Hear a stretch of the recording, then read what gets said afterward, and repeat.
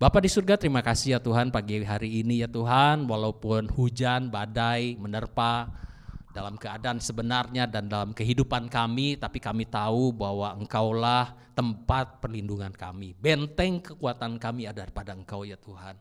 Karena situasi boleh memburuk, tetapi bersama dengan Engkau kami aman. Tuhan, bersama dengan Engkau ada hadirat-Mu, ada ketenangan hati, ada damai sejahtera dan sukacita bagi kami. Itu cukup bagi kami ya Tuhan, untuk kami tetap bertahan dalam situasi seperti ini. Bapa, kami kehilangan banyak orang yang kami kasihi, tetapi ada Engkau yang selalu memberikan yang terbaik bagi kami. Itulah pengharapan kami, itulah pegangan kami. Bapa, terima kasih, biarlah setiap daripada kami pada pagi hari ini belajar untuk menjadi bilangan murid yang melakukan firman apa yang kami tahu, bukan bilangan pengikut. Ajar kami ya Tuhan, kami membuka hati dan pikiran kami untuk kami menjadi dewasa dalam pengenalan akan Engkau ya Tuhan. Ajar kami. Terima kasih ya Bapa, kami menyerahkan seluruhnya untuk Roh Kudus bekerja bagi setiap daripada kami. Pakai mulut hamba-Mu ini, biar Roh Kudus saja yang berkata kepada setiap daripada kami. Terima kasih ya Bapa, kami mengucapkan syukur di dalam nama Tuhan Yesus Kristus kami berdoa. Haleluya. Amin. Amin. Nah, pagi hari ini kita mau belajar mengenai kedewasaan. Kita pernah dulu di zamannya Gus Dur ya, presiden kita yang keempat, itu mengatakan bahwa DPR itu kayak taman kanak-kanak. Mungkin kita yang seumuran, ya saya melihat di sini sih umurnya nggak terlalu jauh ya, zaman Gus Dur pasti ngalami dan tahu. Dan itu sempat heboh. Ya, kenapa Gus Dur mengkritik daripada DPR ini? Itu bukan tanpa alasan. Bukan mengkritik, kalau kita bilang mengkritik dengan tanpa ada dasarnya. Karena Gus Dur walaupun matanya buta, hatinya melihat. Dia tahu sifat kekanak-kanakan daripada DPR ini yang dia lihat, ya. Makanya pada waktu itu dia sempat juga minta maaf. Oh iya, saya maaf, katanya saya menyamakan dengan taman kanak-kanak. Padahal taman kanak-kanak ini, anak-anak itu begitu polos, begitu pandai, jenius, brilian. Kemudian mungkin bisa tolong Arnold, anginnya kencang, dikunci aja. Iya, terima kasih. Nah, bukan sifat-sifat itu, tetapi sifat yang dikritik oleh Gus Dur adalah sifat kekanak-kanakan. Dan terbukti setelah Gus Dur mengatakan itu, selang beberapa saat, pada waktu sidang paripurna di DPR ini terjadi pertengkaran, berantem. Nah, terbukti sifat kekanak-kanakannya muncul gitu ya. Oleh sebab itu, ini menjadi penting karena banyak orang yang dewasa secara umur, tapi sifat kekanak-kanakannya tetap dibawa. Kalau kita bicara mengenai sifat kekanak-kanakan, itu konotasi negatif gitu ya. Kamu kekanak-kanakan. Kalau ngomong kepada anak kecil misalnya orang, kamu kekanak-kanakan. Lah iyalah, anak kecil. Memang sifat itulah anak-anak gitu kan. Ada sifat-sifat yang negatif yang dipunyai sama anak kecil gitu kan. Nah, nanti kita belajar sifat-sifat apa itu. Tetapi kalau orang itu sudah bertumbuh menjadi dewasa dan sifat itu masih dibawa, baru kita akan bilang. Lah kalau misalnya saya dengan umur segini, orang melihat bahwa, kamu kok sifatnya kekanak-kanakan. Lah ini menjadi negatif gitu ya. Sifat kekanak-kanakan ini bisa dibawa sampai tua. Ini masalahnya. Nah, inilah yang dikritik oleh Gus Dur, tapi saya tidak akan membawa ini kepada ranah politik, tetapi akan membawa kepada ranah kerohanian gitu ya. Kita akan melihat di 1 Korintus 13 ayat 11. Kita akan sama-sama baca ya. 1, 2, 3. Ketika aku kanak-kanak, aku berkata seperti kanak-kanak. Aku merasa seperti kanak-kanak. Aku berpikir seperti kanak-kanak. Sekarang sesudah aku menjadi dewasa, aku meninggalkan sifat kanak-kanak itu.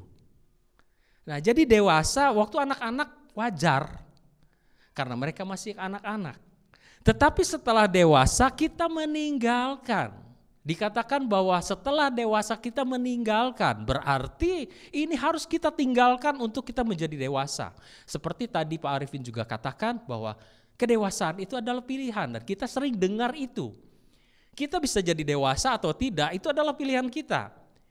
Kenapa? Karena sifat yang dibawa ini adalah pilihan kita. Kita mau bawa terus enggak sifat ini? Gitu. Kalau kita mau tinggalkan, kita bisa tinggalkan dengan berubah sifatnya, kan begitu. Jadi sifat kekanak-kanakan ini sangat berpengaruh untuk kehidupan kita dalam kerohanian. Bukan hanya kerohanian aja, tetapi dalam kehidupan sehari-hari. Kita bisa bayangkan kalau suami kekanak-kanakan dalam rumah tangga, dia akan membawa sifat-sifat anak-anak ini. Sifat apa itu? Kita akan lihat di yang pertama adalah suka menyalahkan orang lain. Ini terjadi di mana? Kita bisa lihat di Alkitab kisah dari Adam. Arnold nih pasti rajin baca Alkitab karena dia tahu Adam katanya. Nah, ya? Iya, lulus KD nih pasti. Udah pasti ini. Suka menyalahkan orang lain. Pada waktu kisah Adam, Hawa ini makan buahnya memang betul. Tetapi Adam pada waktu ditanya oleh Tuhan, dia menyalahkan Hawa. Itu loh wanita yang kau kasih. Dia mau lari dari tanggung jawabnya. Ini sifat daripada seorang dewasa adalah ditentukan bagaimana dia bertanggung jawab. Seorang suami kalau nggak kenal firman, kalau nggak mau dewasa, kalau dia nggak berkembang bertumbuh dalam imannya, pengenalan akan Tuhan, dia akan punya sifat seperti Adam. Kalau Adam memang ya nggak tahu ya, ini di Alkitab tidak dituliskan berapa lama dia ini bertumbuh, karena tidak pernah dalam Alkitab ditulis, oh Adam beranjak dari anak-anak. Ya kan? Adam diciptakan udah dewasa. Berapa lama prosesnya ini? Mungkin dia kalau kita hitung kejadian 1, hari pertama, hari kedua, hari ketiga, berapa hari aja umurnya, enggak setahun di umurnya. Tapi dia udah besar kan? Iya kan? Dan dia diberkati, kemudian dia menjadi seorang suami daripada Hawa ini. Nah sifat ini, ya kalau kita bilang ya umurnya baru berapa hari, ya wajar lah anak-anak kan gitu. Nah masalahnya kita hidup di zaman yang sekarang, keturunan Adam ini kita udah umur berapa? Apakah sifat ini masih kita bawa? Menyalahkan orang lain. Everybody else in the world is wrong except me. Kok tahu semua ya? Wah jangan-jangan ini kok kayaknya saya ini ya. Semua orang salah dalam dunia ini. Kalau ada kesalahan sesuatu terjadi, dia yang salah. Oh dia yang salah, oh pokoknya orang lain, except me, gak pernah salah. Saya yang paling benar.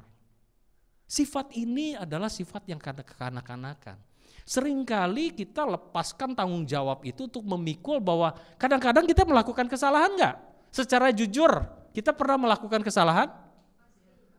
Pasti, karena manusia itu lemah secara daging. Kita bisa melakukan kesalahan. Masalahnya kita mengakui atau tidak. Kalau kita bisa jujur, kita akan bisa mengakui, iya ya saya salah. Pernahkah kita menyadari itu dan kemudian kita mengatakan, iya saya salah. It's okay. Tuhan tidak menuntut engkau melakukan ini sempurna, tapi Tuhan menuntut engkau menjadi dewasa untuk mengerti ini. Kalau kau dewasa, engkau bisa sempurna. Tanpa dewasa, kamu gak bisa kejar kesempurnaan itu, gak mungkin. Kesempurnaan itu milik Tuhan, makanya kamu dewasa, kamu bisa mengerti Tuhan, makanya kita akan bisa menjadi sempurna seperti Kristus. Seberapapun kita capai itu. Kesempurnaan seperti Kristus ini. Kita kejar terus, kita lakukan pengenalan kita akan Kristus dan melakukan terus seperti Kristus, berubah terus. Sifat menyalahkan orang lain itu banyak sekali dibawa pada saat ini. Mungkin kita juga, ya saya mengakui kadang-kadang saya melakukan hal juga seperti itu, menyalahkan orang. Dan pada saatnya kita bisa merenungkan, iya ya saya salah. Tapi tidak cukup untuk itu. Kita harus melakukan satu hal lagi. Next step-nya adalah bukan sadar aja. Kadang-kadang orang sadar, orang ngerokok juga sadar loh kalau ditanyain.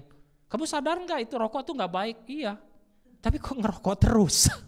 Nggak berhenti dia. Nggak berhenti ngerokoknya. Satu kali ada orang yang ngerokok ditanya, kamu kok nggak ngerokok hari ini? Iya, tadi pagi saya lihat TV.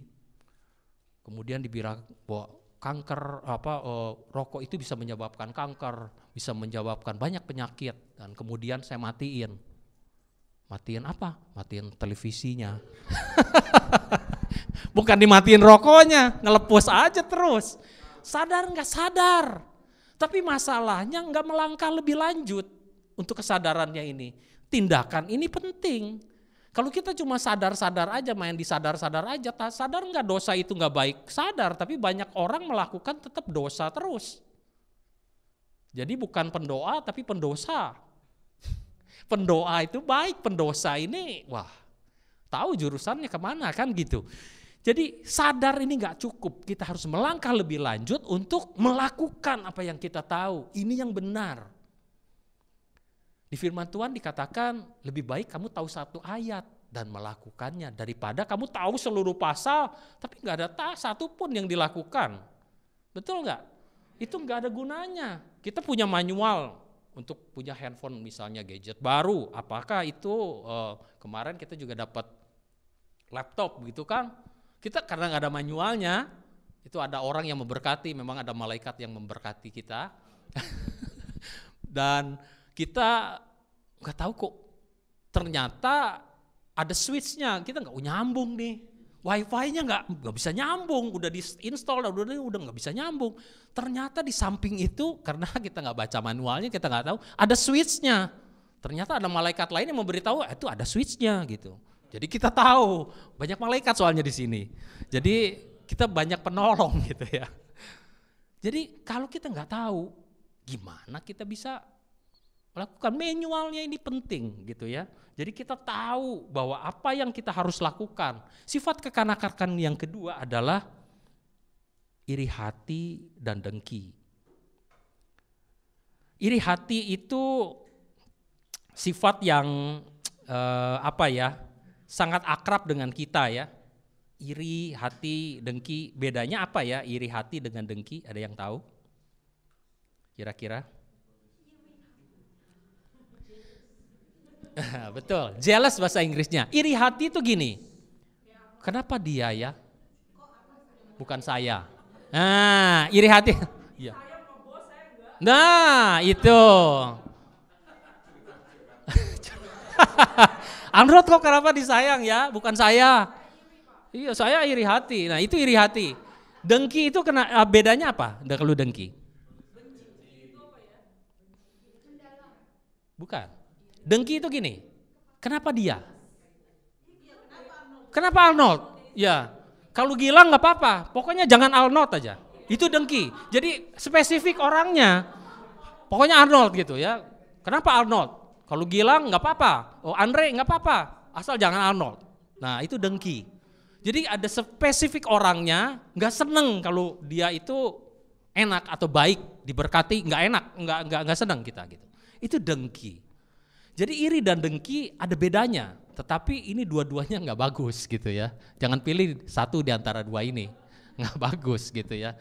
Jadi iri dan dengki ini membawa kita nggak bisa jadi orang yang dewasa karena selalu iri kepada orang, selalu nggak puas dengan orang lain.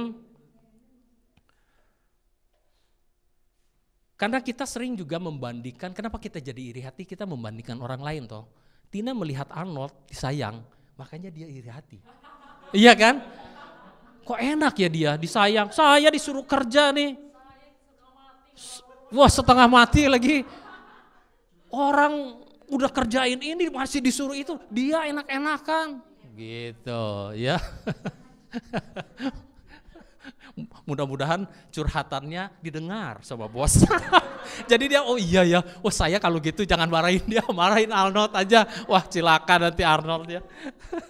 Nah Ini seringkali kita membandingkan orang, yang masalahnya bukan orang lain loh yang membandingkan kita.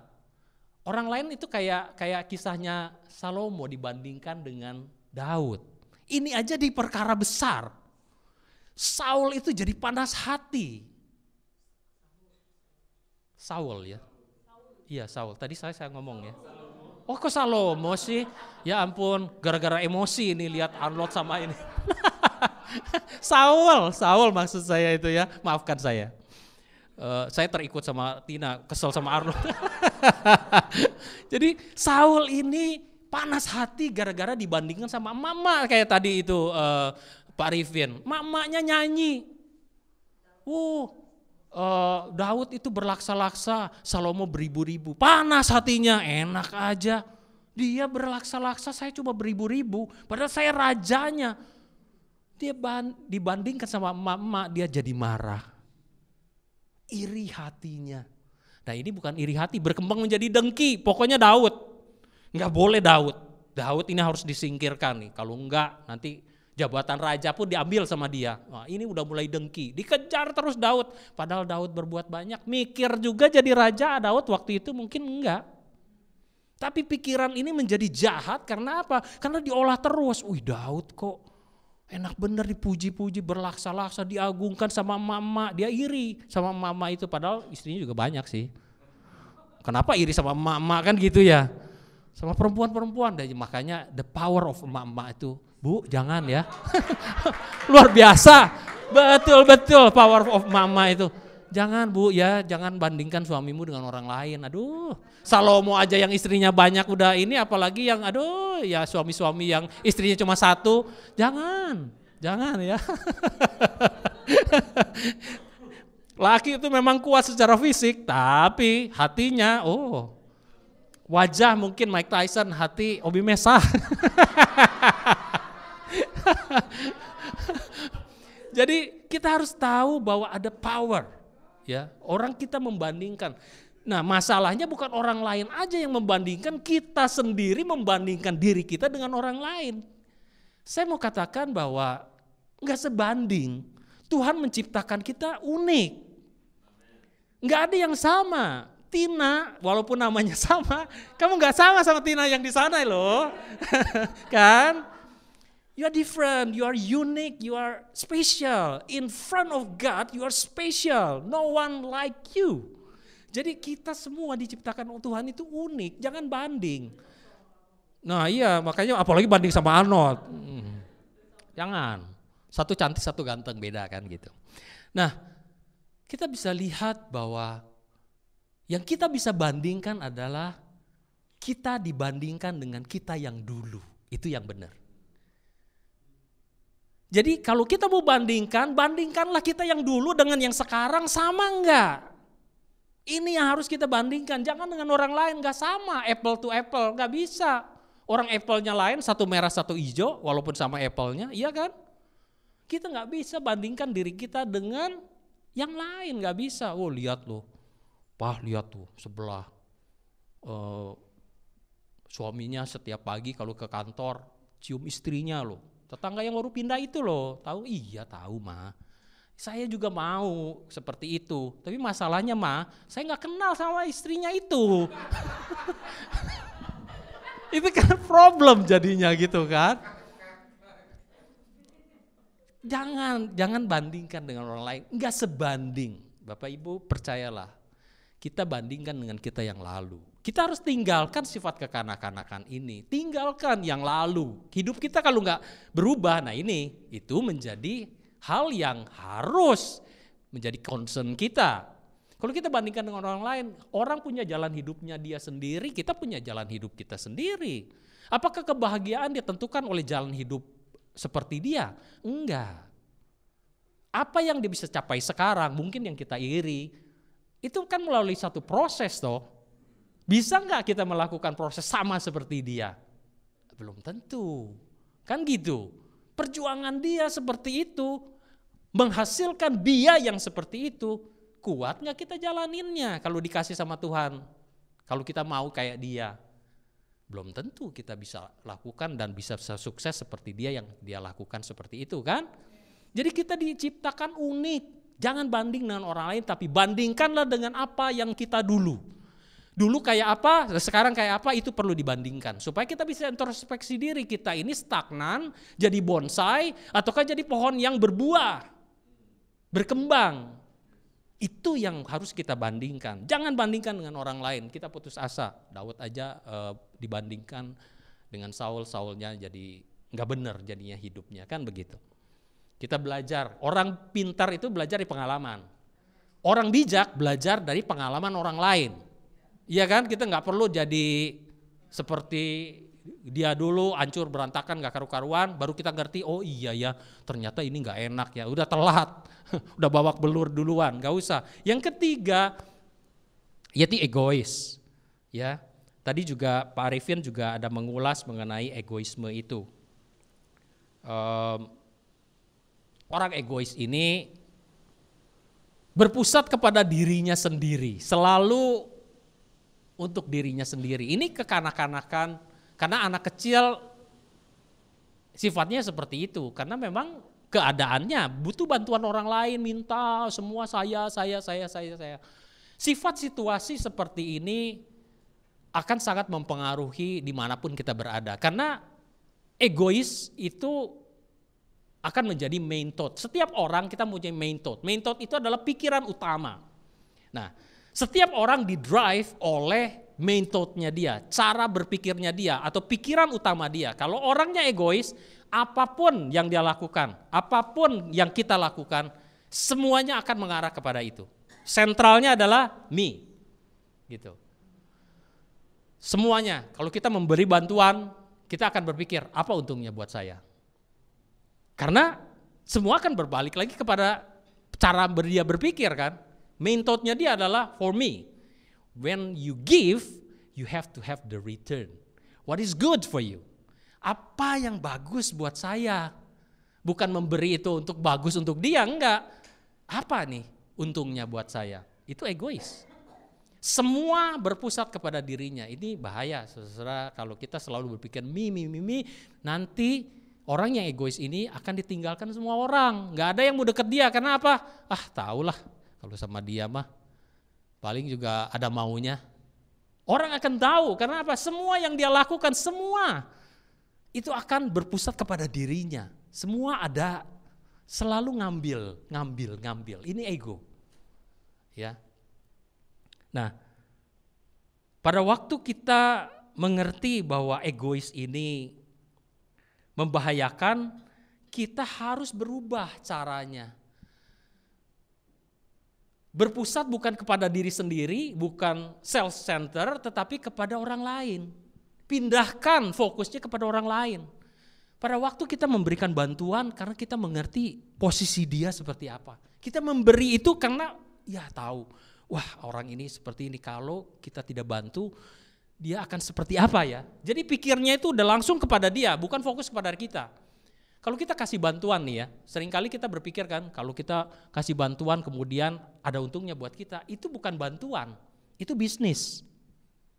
Pada waktu kita memberikan sesuatu kemudian ada returnnya, itu kita bisnis, kita melakukan itu untuk something in return. Itu bisnis, itu bukan kasih, itu bukan love yang kita berikan, bukan memberi dengan dasar cinta, kasih ini, tapi karena ada unsur bisnisnya.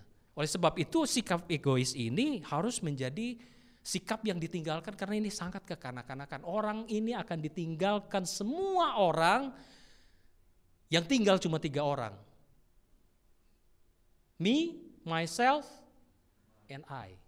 3 orang ini yang akan ada di orang yang egois ini. Karena semuanya berpusat kepada itu. Orang lain gak mau lagi sama dia. Kembali kita harus merubah sikap ini menjadi orang yang generous karena pusatnya kepada orang lain. Fokus kepada orang lain. Hidup kita ini pasti diberkati karena kita tersambung dengan sumbernya. Kita harus mempunyai sikap yang memberi. Orang ini berbalik. Nah, pertobatan itu adalah metanoia. Metanoia ada perubahan pikiran. Perubahan pikirannya seperti apa? Yang berbalik 180 derajat. Itu yang berbalik, yang tadinya ngambil for me menjadi give and bless. Itu memberi. Orang yang tadinya mencuri, ya kan ada kisahnya, mencuri, hendaklah dia bekerja sehingga dia bisa memberikan apa yang dia dapat ini dari hasil pekerjaannya kepada orang lain. Jadi yang tadinya ngambil itu berbalik arah, memberi. Kalau cuma berbalik doang nggak cukup. Kalau dia bertobat, dia sekarang tidak mencuri lagi, belum cukup. Itu dia belum berbalik totally. Harus berbalik arah. Jangan diam, saya udah nyasar nih, nyetir mobil nyasar ke satu jalan. Wah, saya nyasar, sadar kan? Satu, sadar dulu. Sadar, tapi kita nggak melakukan apa-apa. Waduh, nyasar nih. Terus aja mobilnya jalan terus ke arah yang salah. Kira-kira gimana? Ya tambah jauh nyasarnya. Nggak balik kan? Ya terus aja. Atau dia balik, oh iya saya salah arah. Ya terus dia balik. Kemudian dia parkir. Kira-kira nyampe nggak ke tujuan? Nggak nyampe juga. Nggak boleh diam. Setelah berbalik ini harus melangkah in further, jauh lagi ke depan. Kita harus melangkah jauh untuk apa? Mencapai tujuannya itu. Yaitu darinya egois yang take menjadi give. Ini yang diubah. Berikutnya adalah sembrono atau tidak hati-hati. Yang keempat. Almost there. Hampir habis ini. Kalau biasanya dengar hampir habis, waduh, selesai, bangun. Udah hampir habis, makan. Itu yang paling enak gitu ya. Apa tadi itu? Sembrono, kurang hati-hati, tidak berhati-hati.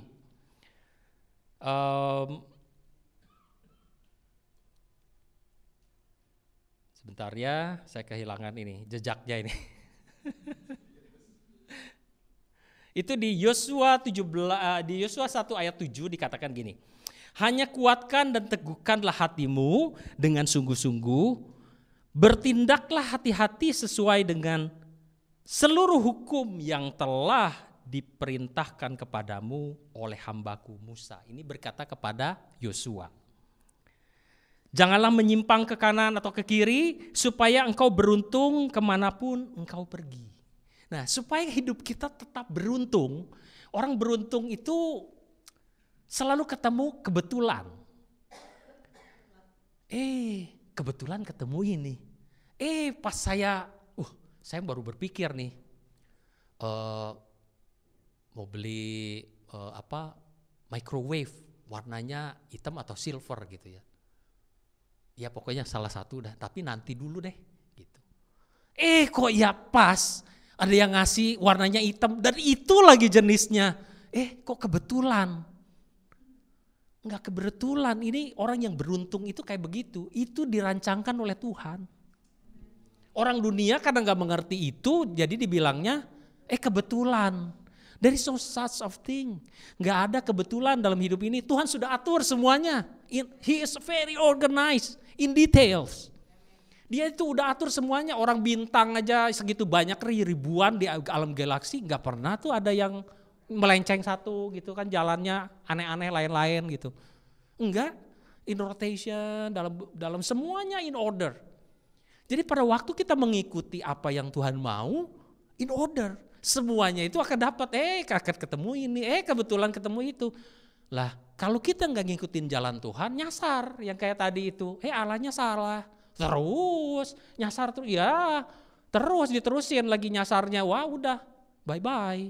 Kemana ujungnya nggak tahu dah, nyasar terus. Inilah yang dikatakan bahwa kita bertindak hati-hati dengan apa? Kita belajar firman. Kita tahu ada manualnya yang diajarkan dalam firman ini untuk bagaimana kita hidup ini. Keberhati-hatiannya kayak apa? Ini penting. Karena kalau kita tidak tahu, kita nggak belajar, kita jadi nggak tahu. Kalau kayak saya nggak tahu jalan di satu tempat, saya nggak pakai GPS, pokoknya ya setabrak-tabrak, ya pokoknya sesampainya aja, ya nggak nyampe. Kemana ini beloknya kemana ya, bingung. Kira-kira kayaknya perasaan saya mengatakan ke sini. Perasaan bisa benar bisa salah. Nyasar aja, yang paling jelas itu udah terdelay berapa banyak waktu. Hidup kita pun akan muter-muter gak karu-karuan kalau kita gak belajar. Kita gak bisa bertindak hati-hati kalau kita gak tahu. Oleh sebab itu kita perlu tahu. Ya, kita perlu belajar. Makanya di gereja adalah tanggung jawab gereja untuk mengajar jemaatnya untuk tahu dan maju. Siapa yang mau maju di sini? Haleluya, semuanya mau maju. Walaupun gak angkat tangan, saya tahu dalam hatimu angkat tangan. Mungkin saya nggak tahu kenapa nggak angkat tangan, mungkin malu gitu ya. Tapi hatimu tetap mengatakan angkat tangan. Oke, saya mengaminkan itu. Jadi harus bertindak hati-hati, dan yang terakhir adalah sulit untuk memberi sifat kekanak-kanakan ini. Anak kecil biasanya kalau disuruh membeli nggak diajarin, agak susah. Kalau anak kecil suruh kasih, ayo Arnold waktu masih kecil, kasih bagi kuenya, dibagi tapi ambilnya gini.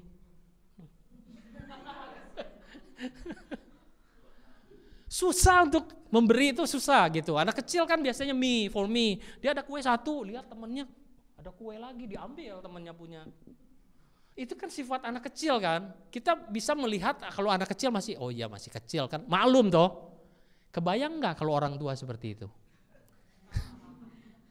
Kita bisa tahu ya. Kebayang nggak kalau orang tua udah punya nih, masih aja lihat ke orang lain tuh kayaknya masih kepengen orang lain punya diambilin. Buat apa? Stok ya. Buat stok katanya. Ya. Kan doa Bapa kami juga, Tuhan, berikanlah kami makanan hari ini yang secukupnya. Cukup buat makan hari ini, cukup kan? Besok ada terjadi apa tahu nggak? Nggak tahu, saya juga nggak tahu. Koko saya dipanggil Tuhan, koko ipar saya nggak tahu saya. Karena beberapa waktu yang lalu saya juga masih ngobrol sama dia, masih asik ngobrol sama dia. Memang saya asik ngobrol sama dia karena apa? Nyambung ngobrolnya gitu loh. Mau ngobrol politik, mau pengetahuannya luas sekali. Saya nggak tahu sesuatu, saya tanya dia tahu jawabannya. Wah, saya bilang, wah orang ini luar biasa gitu loh. Jadi enak diajak ngobrol. Saya kehilangan, sampai saya juga kehilangan mau ngomong apa tadi itu. Sulit untuk memberi, orang itu susah untuk ngasih. Kasih sedikit, ngumpulin buat sendiri, buat stok. Aduh secukupnya, Tuhan bilang secukupnya. Besok mau jadi apa juga kita nggak tahu. Apa yang kita kumpulkan hari ini belum tentu kita pakai juga besok. Kalau kita melihat ada kebutuhan orang, bantulah hari ini, karena Tuhan tuh yaitu akan ketemu kebetulan itu. Karena Tuhan buka jalan yang banyak walaupun kita ini kayaknya kehilangan sesuatu.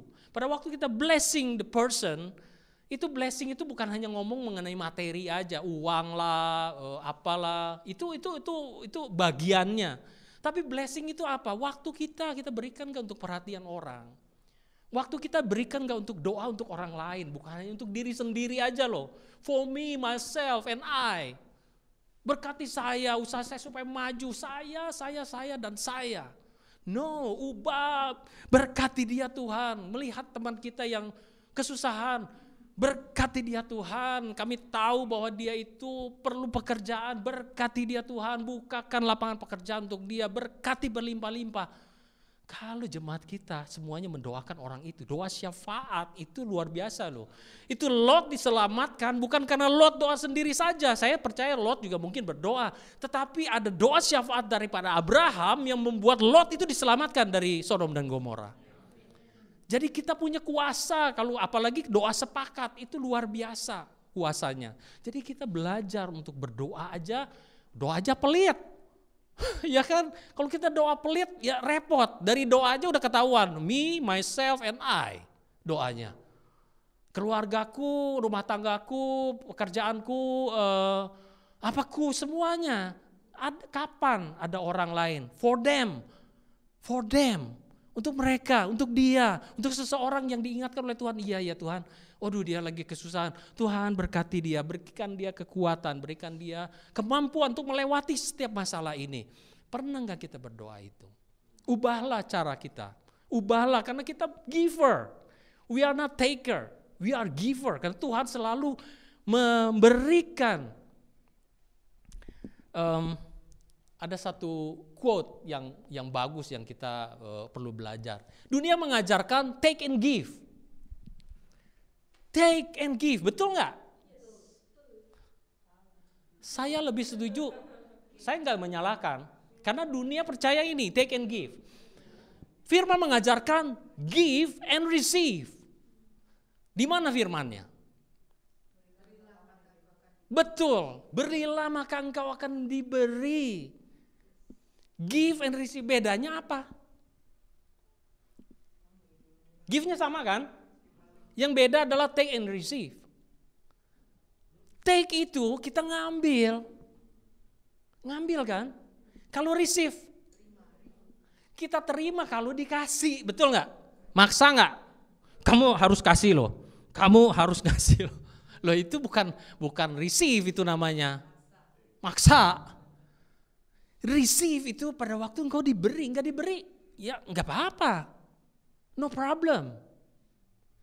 Take it when you receive. Bukan take it. Receive it when somebody give it to you. Ada seseorang yang kasih kamu terima kasih Tuhan. Melalui orang ini aku diberkati. Dengan doanya Tuhan terima kasih aku ada kekuatan. Melalui pengajarannya Tuhan terima kasih. Engkau telah mengajari aku melalui orang lain. Waktu dia memberi kita menerima. Enggak paksa orang, kamu doain saya loh. Awas kamu enggak ya, awas kamu ya. Oh enggak gitu. Itu bukan receive. Receive itu menerima, membuka tangannya untuk menerima apa yang orang kasih. Kalau take, enggak dikasih juga ngambil. Pokoknya saya harus ambil dari sini. Datang ke gereja kita berharap dari apa yang saya bisa dapat ya. Pengajaran dan firman. Tapi terlebih berbahagia orang yang memberi. Apa yang saya bisa lakukan di gereja ya? Jauh lebih baik daripada apa yang saya bisa terima. Kembali lagi me, myself and I. Apa yang saya bisa lakukan di gereja? Apa yang dibutuhkan? Ya, asyar kurang. Saya daftar jadi asyar. How hard is that? Berapa sulitnya kita mau menyerahkan diri kita untuk satu buah pelayanan yang simpel. Saya kemarin kan pernah kasih ilustrasi ya mengenai seorang asyar yang membawa jiwa. Asyar bisa bawa jiwa. Satu kali ada, ya saya ulangi lagi boleh ya cerita ini. Ada seorang yang pindah kota, suami istri, dia lagi cari gereja satu kota itu. Kemana nih gerejanya? Ya, pergi ke gereja besar, gereja kecil, gereja yang pengkhotbahnya hebat yang terkenal, masuk ke gereja yang musiknya bagus luar biasa, wah hebat, WL-nya singernya wah hebat lah, top, TOP. Pergi satu kali kayak di sekarang ini yang hujan terus, hujan badai lagi kayak angin kencang. Dia pilih ada satu gereja yang dia pernah pergi, dia pergi, kemudian pada waktu dia masuk ke pekarangan hujannya tambah deras. Dia gak bawa payung lagi lupa. Waduh, wah teles kabeh gini. Kata Pak, bukan orang Jawa ya. Tapi istilah bahasa Jawanya. Wah basah semua ini, repot ini. Gimana ini mau ke gerejanya nih masuknya. Hujan, angin, deras sekali, pakai payung. Gak ada lagi payungnya. Tiba-tiba gereja di mobilnya diketok. Dia buka kaca, siapa ini? Buka kacanya, ada seorang anak muda bawa payung. Asyar nih. Sir, may I take your queen to the church? And then I coming back to you and to pick you up to go to the church. Suami istri ini langsung saling pandang. Belum masuk nih ke gerejanya. Mereka sudah memutuskan, this is our church. Begitu powerfulnya, extra only small thing. Tapi ada nilai plus yang diberikan. Asyar mungkin gak sulit, cuma senyum aja. Tapi kalau kita tidak melakukan dengan ekstra apa yang kita bisa berikan dalam hati, senyum yang tulus, senyum yang dibuat-buat, senyum yang palsu, itu kan orang bisa tahu. Tapi senyum yang tulus, yang willing to help, willing to give others, beda. Makanya dia pada waktu mengatakan itu respon atau yang ditangkap oleh pasangan ini udah tahu, wah Ini yang saya cari. Bukan hingar-bingarnya musik yang hebat kayak apa, bukan pengkhotbahnya yang hebat kayak apa, tapi semua pekerjanya adalah orang-orang yang dewasa, yang mengerti apa yang harus mereka lakukan. Dengan ekstra, dengan ketulusan hati, dengan sikap hati yang memberi. Seluruhnya dia berikan. Servis yang terbaik, walaupun dia hujan-hujan pakai payung, hatinya penuh dengan joy. Sehingga pada waktu dia mengatakan itu, aku akan membawa, kan bisa aja, can I help you? Atau ojek payung. Tapi dia memberikan satu ekstra kepada orang ini dengan kata-kata yang dapat hikmat dari mana saya nggak tahu, tapi ini orang yang dipakai Tuhan untuk mendapatkan jiwa. Dan saya berharap kita pun pada waktu kita melakukan segala sesuatu, walaupun itu simple jadi usher, cuma berdiri dan senyum dan memberikan sesuatu yang mudah kita lakukan, lakukanlah dengan sepenuh hati.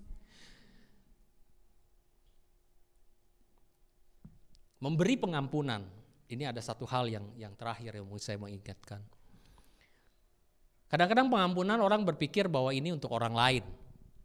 Kita enak aja, dia udah nyakitin saya, segitu dalamnya enak aja mau terima pengampunan. Ini ada satu quote yang kita kalau baca kita mungkin tersadar ya. To forgive is to set a prisoner free and discover that the prisoner was you. Kita ini diberikan jalan keluar oleh Tuhan untuk terlepas dari belenggu sakit hati melalui pengampunan. Jadi intinya pada waktu kamu mengampuni orang bukan untuk orang lain, tapi untuk diri kita sendiri, dibebaskan dari penjara sakit hati. Sekarang gini, orang yang sakit hati itu waktu makan ingat kamu, waktu minum ingat kamu, waktu tidur ingat kamu, di mana-mana ada kamu. Itu orang yang sakit hati juga sama, orang jatuh cinta tuh mirip. Kalau orang jatuh cinta seneng, kalau orang sakit hati nggak bisa tidur, nggak bisa tidurnya berdebar-debarnya jadi beban, marah, kesel. Kalau sakit malah rindu, seneng, waduh nggak bisa tidur, wah tapi kebayang-bayang seneng gitu hatinya. Sampai gak bisa tidur. Lah kalau sakit hati, udah kesel, udah marah, mau makan di nasi, wih ada dia, keselnya. Jadi makannya juga gak enak, makan gak enak, tidur gak nyenyak. Lepaskan dirimu dari memberi. Itulah sikap hati yang harus kita lakukan. Memberi apa? Pengampunan, lepaskan. Karena itu untuk dirimu bukan untuk orang lain. Jadi memberi ini luas, bukan hanya sekotak cuma memberi uang, bukan. Tapi semua hidup kita itu bisa mempunyai manfaat untuk lain karena sikap hati kita selalu memberi. Makanya tangan orang benar itu begini. Giver bukan gini. Kita boleh begini kepada Tuhan. Karena Tuhanlah yang memberikan kita. Kita menerimanya, bukan ngambil, menerima dari Tuhan. Kemudian kepada orang lain kita selalu memberi. Bukan karena kamu kaya kamu bisa memberi. Ada orang yang memberi dari kelimpahannya, tapi Tuhan berkenan kepada janda yang memberikan 2 peser karena apa? Karena dia memberikan dari kekurangannya. Dia kurang juga tetap bisa memberi. Orang kaya bisa memberi, wajar. Kalau orang kaya nggak bisa memberi, kurang ajar. Karena sudah diberkati aja masih gak bisa memberi, berarti kan ada yang something wrong. Iya kan? Orang yang tidak kaya bisa memberi, Tuhan kasih pujian. Dia memberi lebih banyak, dia panggil murid-murid, kamu lihat. Tuh mama ini, waduh ini hari ini khotbahnya power of mama. Mama ini ngasihnya lebih banyak dari orang-orang itu, padahal ngasihnya 2 kencring. Dia memberi dari kelimpahannya, masih untung orang itu masih memberi. Ada orang yang udah kaya nggak bisa beri juga. Pelit melilit, kikir melintir. Wah, repot itu. Ampun dah. Nggak usah dihafalin itu. nggak keluar di ujian KD, nggak keluar. Pelit melilit, kikir melintir. Jadi itu udah twisted, udah berat itu. Itu udah kasus berat itu. Jadi hendaklah kita menjadi orang yang memberi. Nah, kita juga tahu bahwa di kisah Rasul 1 Korintus 11 ayat 24 sampai 25 mengenai perjamuan terakhir dari Tuhan. Ini yang diajarkan oleh Tuhan. Kita baca sama-sama ya. 1, 2, 3. Dan sesudah itu ia mengucapkan syukur atasnya. Ia memecah-mecahkannya dan berkata, inilah tubuhku yang kuserahkan bagimu. Perbuatlah ini menjadi peringatan akan aku. Sebentar lagi kita akan ngambil perjamuan kudus ini. Dia menyerahkan tubuhnya untuk siapa? Untuk kita semua. Dia adalah the first giver and the example for us. Oleh sebab itu kita harus menjadi bilangan murid yang mengikuti apa yang dilakukan oleh Tuhan. Seorang ayah, ini adalah bapak kita, memberikan contoh kepada anak-anaknya. Nah, sebaiknya kita pun menjadi anak-anaknya, apakah itu ayah atau ibu. Memberi contoh apa kepada anak-anak kita? Are we a giver? Or we are pelit melilit and kikir melintir? Apa yang dicontohkan kepada anak-anak kita? Itu yang diikuti. Orang itu, anak kecil itu akan belajar dari apa yang diteladani oleh orang tuanya. Kalau kita nggak meneladani anak-anak kita dengan baik, dia akan mengikuti sifat-sifat kita yang buruk. Itu udah pasti. Jadi kita harus menjadi contoh juga untuk anak-anak kita. Kita belajar di firman Tuhan ini bahwa Tuhan memberikan contoh kepada kita. Untuk Tuhan mau kita mengikutinya. Perbuatan ini menjadi peringatan. Mengingat akan aku. Mengingat apa yang Tuhan lakukan untuk kita. Dan kemudian ayat 25 dikatakan, demikian juga ia mengambil cawan. Sesudah makan lalu berkata, cawan ini adalah perjanjian baru yang dimeteraikan oleh darahku. Perbuatlah ini setiap kali kamu meminumnya menjadi peringatan akan aku. Memperingati Tuhan apa yang dia lakukan untuk memberikan hidupnya. Kita belum dituntut memberikan hidup kepada orang lain. Kita memberikan lebih ringan daripada itu. Tapi hendaklah kita belajar dari yang sedikit.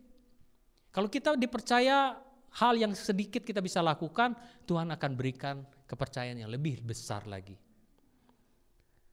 Have a blessed Sunday and God bless you.